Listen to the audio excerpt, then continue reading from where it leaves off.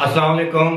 अबरार रशीद आपकी खिदमत में एक मरतबा फिर हाजिर है और मेरी आपसे वही रिक्वेस्ट कि अगर आपने अभी तक किसी भी वजह से मेरे चैनल को सब्सक्राइब नहीं किया तो प्लीज़ इसे पहली फुर्सत में सब्सक्राइब कर लें और जो बेल आइकन या घंटी का बटन है उसे नोटिफिकेशन ही ताज़ा नोटिफिकेशन के लिए ज़रूर प्रेस करें ताकि मेरी वीडियो का नोटिफिकेशन आप तक पहुंच सके। बहुत बहुत शुक्रिया। आज दुबई की तारीख का एक बहुत ही अहम दिन था। आप ये समझ लें कि अब दुबई जो कोरोना वायरस की वबा से पहले था, अब दुबई वो नहीं रहा।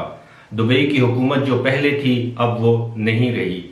हुआ ये कि आज हस्बे वादा दुबई के जो हुक्मरान हैं, जो यूएई के प्राइम मिनिस्टर हैं, जो यूएई के वाइस प्रेसिडेंट हैं, शेख मोहम्मद बिन राशिद अल मक्तूम, उन्होंने ऐलान किया है कि अब उनकी कैबिनेट ने, उनकी हुकूमत ने यह फैसला किया है कि हुकूमत की जितनी वजारतें हैं, जितने सरकारी महकमे हैं, उनको एक दूसरे में जम कर दिया जाए और इसकी तादाद 50% है। यानी पहले मैं एक सिंपल सी मिसाल आपको दे सकता हूँ कि अगर 100 डिपार्टमेंट्स या वजारतें थी तो अब वो 50 डिपार्टमेंट्स या वजारतें हो जाएंगी। हम जानते हैं कि 100 वजारतें होती नहीं, लेकिन ये मैंने आपको मिसाल दी है। अगर 20 वजारतें थी तो अब 10 वजारतें काम करेंगी, यानी एक दूसरे में इनका इंजमाम हो जाएगा, यानी मर्जर जिसे आप कहते हैं, they have been merged together. इसकी वजह ये बताई गई है ताकि गवर्नेंस में और परफॉर्मेंस में बेहतरी आए। सबसे बड़ी वजह इसकी ये है कि आइंदा 2 साल तक ये मर्जर कंप्लीट हो जाएगा और 50% जो वजारतें हैं वो या डिपार्टमेंट्स हैं वो ख़त्म हो जाएंगे। और उसकी असल वजह ये है कि ये डिजिटलाइजेशन की तरफ जा रहे हैं। अब इसका मतलब ये है कि जो 50% डिपार्टमेंट्स या वजारतें एक दूसरे में मर्ज हो जाएंगी तो इससे 50% मुलाजमतों में कमी भी आएगी।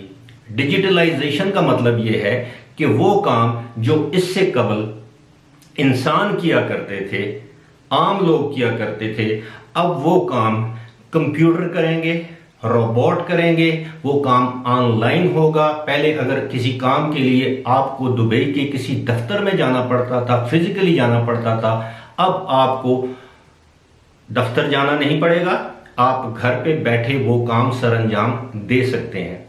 इसके लिए स्पेशल एप्स मुतारफ करवाई जा रही हैं, इसके लिए स्पेशल रोबोट्स होंगे, इसके लिए ड्रोन टेक्नोलॉजी इस्तेमाल की जा रही है।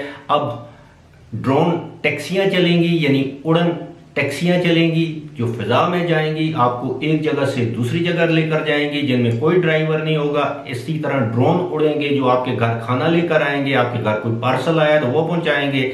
इसके लिए मिनी एयरपोर्ट्स भी पहले ही कायम कर दिए गए हैं। इसी तरह जब आप एयरपोर्ट पर जाएंगे तो एयरपोर्ट पर भी यही सूरत हाल होगी। आपका इंसानों के साथ वास्ता या राब्ता या छूना ये अब खत्म हो जाएगा।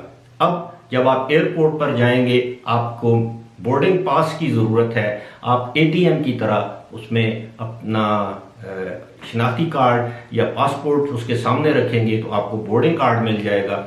अलगर्ज इस बेशुमार ऐसी मिसालें दी जा सकती हैं। जिन चीज़ों में, जिन कामों में इंसानों का अमल दखल था वो अब महदूद से महदूद तर करके, इंसानों को फारिग करके अब ये सारा कुछ टेक्नोलॉजी को इस्तेमाल में लाते हुए टेक्नोलॉजी पर इन्हिसार किया जाएगा। तो ये वही है जिसको पूरी दुनिया में शक की निगाह से देखा जा रहा था और एक साजिशी थ्योरी बनाई गई थी कि ये कोरोना वायरस की वबा 5G टेक्नोलॉजी को फ़रोग देने के लिए फैलाई गई है। मैं किसी साजिशी थ्योरी पर बिलीव नहीं करता, लेकिन ये बात तो हकीकत है कि अब पूरी दुनिया 5G टेक्नोलॉजी की तरफ जा रही है।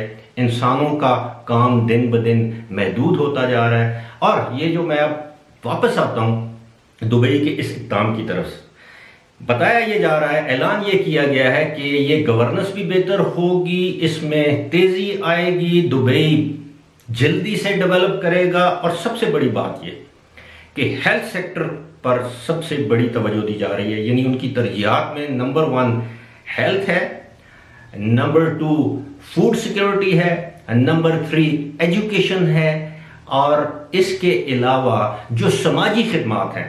ये 4 शोबे हैं, वैसे तो 6 शोबे हैं जिन पर तवज्जो की जाएगी, तवज्जो दी जाएगी ताकि उनमें बेहतरी लाई जाए, लेकिन सबसे अहम ये दुबई के हुक्मरान एक से ज़ायद मरतबा कह चुके हैं कि वो लोग जो ये समझते हैं कि कोरोना वायरस की वबा के बाद दुनिया वही होगी जो इससे पहले थी, तो वो गलत सोचते हैं।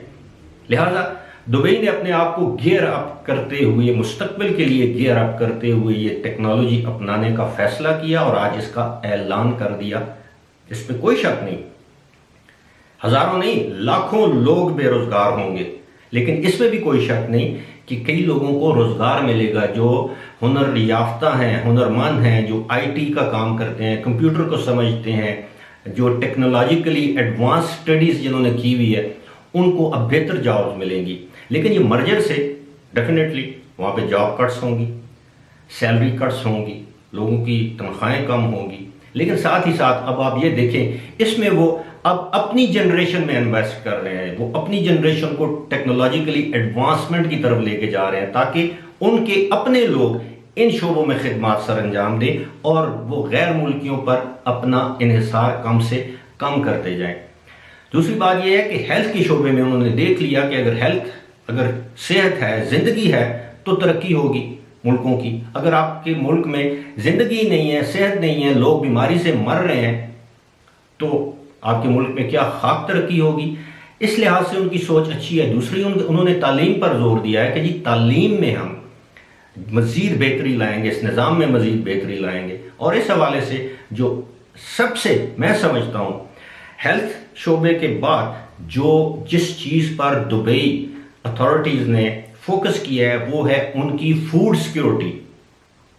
आप समझते हैं कि अगर आपके पास खाने को खुराक नहीं है, जैसे पाकिस्तान ज़रई मुल्क है, खुराक में खुद कफील है, लेकिन दुनिया के बेशुमार ममालिक ऐसे हैं जो खुराक में खुद कफील नहीं है, जिनमें से यूएई एक मुल्क है और दुबई उसकी एक रियासत है। उन्होंने तज्जिया किया कि इस वक्त दुबई तो अपनी ज़रूरत के मुताबिक जो है उसका 30% भी वहाँ पे पैदा नहीं होता, ख़ास तौर पर जो ज़रूरी अशिया हैं जैसे गंदम है, जैसे चावल हैं, सब्जियां हैं, फ्रूट है, डेयरी प्रोडक्ट्स हैं, मीट है। ये सारी चीज़ें जब उन्होंने सोचा कि खुदा न खास्ता कोई ऐसा बहरान आ गया कि दुनिया ने खुराक देने से उन्हें इनकार कर दिया, एक्सपोर्ट करने से इनकार कर दिया, या उसकी इंपोर्ट दुबई के अंदर करना जो है वो खतरे से खाली नहीं, तो उन्होंने इस बात पे सोचा, तवज्जो दी और अब इस बात का फैसला कर लिया गया है कि अब दुबई आइंदा चंद सालों में खुराक में, अपनी आबादी के लिए खुराक में खुद कफील होगा।